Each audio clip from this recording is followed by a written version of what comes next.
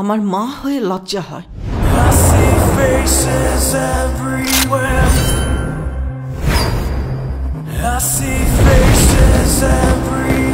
আর তোমার ছেলের বাবা হয়ে এতটুকু লজ্জা হয় না?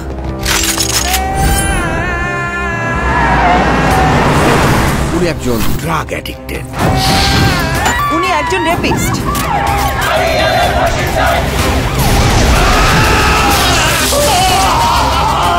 আপনার ছেলে একটা জানোয়ার।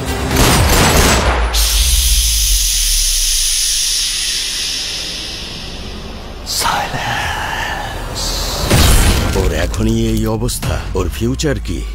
আমি আমার ফিউচার নিয়ে ভাবি না, অতীত নিয়েও ভাবি না। আমি শুধু একটা জিনিসই ভাবি, নিতু শুধুই আমার।